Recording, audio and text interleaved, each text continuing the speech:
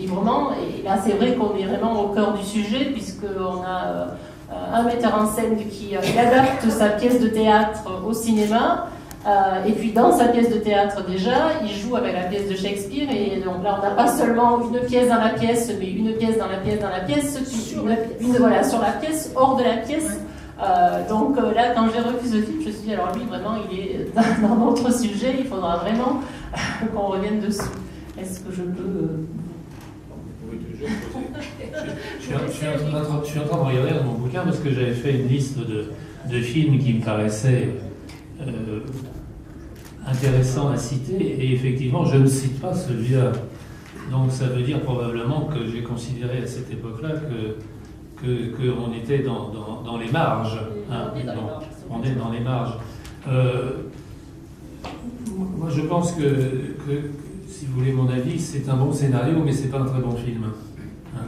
C'est-à-dire que c'est un peu trop, je dirais, intelligent et un peu trop englué dans Shakespeare, en quelque sorte. C'est-à-dire que ça s'adresse vraiment à une population qui est prête à faire tous les efforts, justement. Alors, je ne dis pas qu'il faut faire du cinéma sans effort, puisque nous sommes tous là, c'est précisément pour ça.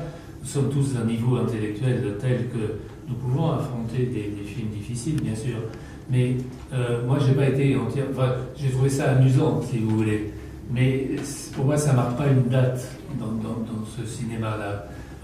En revanche, ça marque une date pour les comédiens eux-mêmes, parce que l'adulation qui existe outre-Manche, elle va beaucoup plus aux comédiens qu'aux auteurs.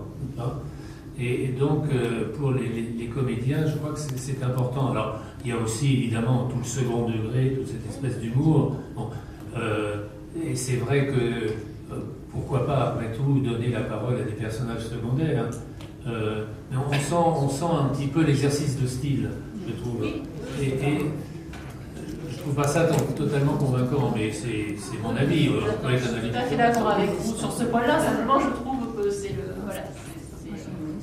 un point de départ ou un point de conclusion intéressant pour montrer ce qu'on peut essayer de faire aussi, même si ça marche. Il avait fait un peu le même exercice de style dans Shakespeare in Love, puisqu'il s'était amusé à croiser les pistes, il a extrapolé sur les fameuses années perdues de Shakespeare, mais évidemment, il s'amuse. Tom Stoppard est aussi le scénariste de Shakespeare in Love. Donc là, c'est vrai qu'on a un metteur en scène de théâtre, de cinéma, un scénariste, donc on est vraiment à la croisée des deux arts. Le film de Darden d'hier soir était très intéressant comme adaptation. On pourrait en parler un tout petit peu puisqu'on n'a pas eu de discussion. Alors moi j'ai trouvé ce que disait Nicolas très intéressant en disant ne cherchez pas le Shakespeare, mais Shakespeare on le voit tout du long. Quand on voit le film d'hier, All Night Long, on attend ce qui va se passer, c'est-à-dire qu'on voit très bien la trame shakespearienne. Donc, vous voyez, là on n'a pas les conversations, le texte, mais on a même dans les réactions des personnages, c'est tout à fait extraordinaire, le doute qui s'insinue dans le personnage d'Othello, la façon de manipuler par le, je ne sais plus comment ça s'appelle, le Iago de Johnny, et c'est encore une fois des enjeux de pouvoir, la criminalité, etc. Donc, oui, ce qui peut être intéressant aussi à rappeler pour mémoire, c'est comment ces films existaient. Et beaucoup de films, là il s'agit d'un sujet qui prend ses racines dans Shakespeare, mais dans la consommation cinématographique de l'époque, il faut rappeler ce que c'est qu'une séance de cinéma britannique à l'époque, hein, dans les années 50-60. Avant que la télévision prenne le pouvoir, si je puis dire. Donc c'est peut-être un peu plus les années 50 que les années 60. C'est la séance cinématographique, qui est généralement une séance cinématographique du dimanche après-midi. Elle commence généralement avec les actualités, un court-métrage à vocation plus ou moins didactique, un court-métrage d'animation américain, un premier long-métrage britannique en noir et blanc, et là on est dans le film qu'on a vu hier au soir, et ensuite nouvelle entracte, pendant lesquelles on se gourde de glace et de bonbons, et on clote un peu sa voisine. C'est une image, je n'oserais pas tout cas pas devant tout le monde. Mais, et enfin, le vrai cinéma, c'est-à-dire le cinéma en couleur et américain. Hein. Donc, ce film-là, Basil Dearden est quelqu'un qui a œuvré, et je ne dis pas ça du tout pour diminuer ses mérites, parce que c'est quelqu'un qui a signé des films intéressants. Mais si vous passez au peigne fin la production qui se fait en Grande-Bretagne à l'époque, vous voyez qu'il y a des films qui sont calibrés, et parfois même calibrés en longueur. C'est-à-dire qu'à l'époque, le film, pour être long métrage, il doit faire, je crois, 61 minutes. Et vous avez plein de films qui sont faits qui font 62 minutes, juste pour être dans les marques et profiter du système d'aide au cinéma de l'époque. Oui. Donc alors c'est un aspect cuisine des choses, bien sûr. Et un des aspects cuisine des choses, c'est que la production, on dit Coco, tu as un décor. Coco, tu fais ton film, tu as un décor. Et il fait un film avec un décor, et il s'en tire très bien, parce que d'autres seraient pris les pieds dans le tapis. Mais on voit très bien quand même que c'est fait, je dirais, quel que soit le talent des comédiens qui sont réunis à cette occasion-là, et qui sont tous des gens sans contrat, donc à la limite, on leur dit tu fais tel film, et puis ils le font. Mais c'est aussi un cinéma qui a son importance, pour le comprendre, économique, hein, y compris parce qu'il y a la référence à cette histoire shakespearienne. Alors dans le contexte de l'après-guerre, après Deuxième Guerre mondiale, il y a aussi effectivement l'image du noir américain qu'on a vu débouler avec les troupes, la guerre et ainsi de suite, avec la musique de jazz et ainsi de suite. Évidemment, on a un personnage qui prend une dimension particulière. Donc tout ça est très très marqué dans l'époque.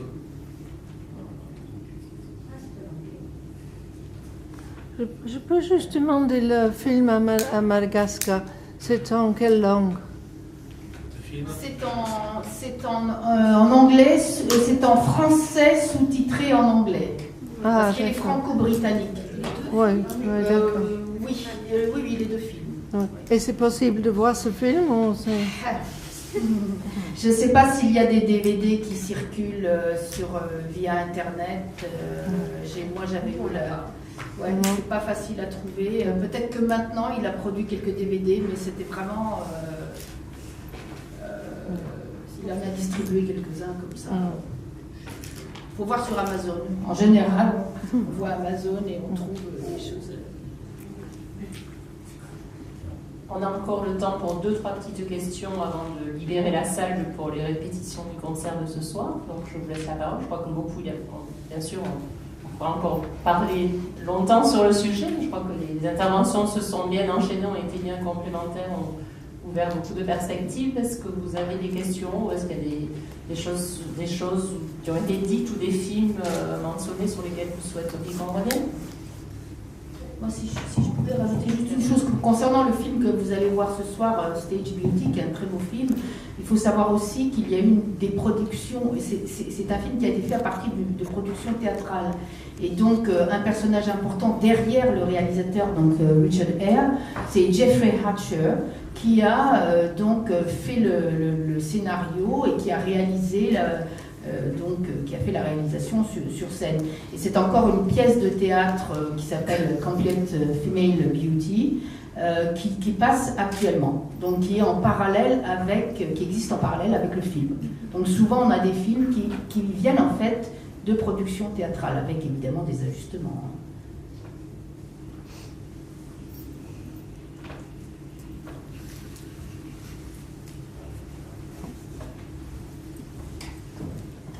L'un de vous aurait à l'esprit du coup le processus inverse d'un film, quelque chose qui sera un film au départ et qui deviendrait une adaptation théâtrale?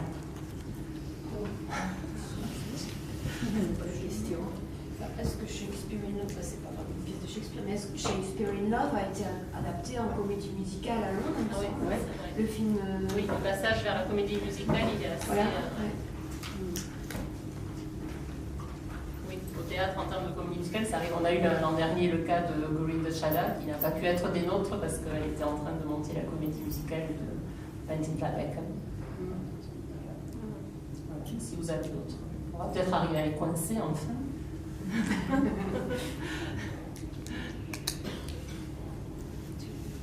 D'autres questions?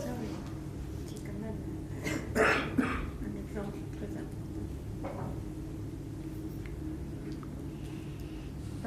dans le genre d'adaptation qui a eu un succès fou, il y a West Side Story, Ouais. qui est quand même un exemple très intéressant. Il est très réussi et puis universellement admiré et populaire. Vous avez gagné un lot à demander à... Voilà. Merci. Oui, effectivement, vous avez tout à fait raison, ça a été un énorme succès à tous égards, au théâtre d'abord, au cinéma ensuite, musical, puis les musiques ont fait le tour du monde et ainsi de suite. Et donc c'est vrai que le côté universel de l'histoire d'amour, mais qui est aussi un thème journalistique qu'on trouve hélas parfois comme dans les conflits. Je parlais d'Israël et c'est presque récurrent tous les 18 mois, on a une histoire comme ça. Donc voilà, oui, mais West Side Story, en plus c'était une réussite à tous égards. C'est-à-dire que parfois ces adaptations sont un peu laborieuses, alors que là ça fonctionnait parfaitement parce que c'était fait par des gens qui connaissaient très bien leur métier et qui n'ont pas voulu être plus royaliste que le roi, donc ça marchait très très bien, oui. Et on a tous en tête encore les chansons de l'époque, enfin notre génération en tout cas. Et d'ailleurs, vous avez dit que vous alliez chanter tout à l'heure. Oui, c'est sympa. Quoi. Jamais, rien n'est jamais Il y a une gratuit. intertextualité là, Ouais, tout à fait. Formidable là. Il y a des interférences entre les films. C'est très bon. Eh bien, alors, je ne sais pas si nos intervenants ont quelques petits mots de conclusion qu'ils souhaiteraient rajouter, des petites choses. Encore une fois, on n'a pas eu le temps de tout aborder, mais si vous avez une petite conclusion qui semble s'imposer ou... Moi, j'ai une phrase d'un quelqu'un qui n'était pas en anglais, qui s'appelle Goethe, donc qui est un auteur allemand, et qui... j'ai retrouvé ça dans un livre que le critique George Steiner, professeur à Cambridge, avait consacré, et il citait déjà, et la phrase est la suivante: Shakespeare à n'en plus finir. Voilà. Donc c'est tout à fait le sujet. Autrement dit, Goethe avec nous. Je crois qu'on peut applaudir nos intervenants.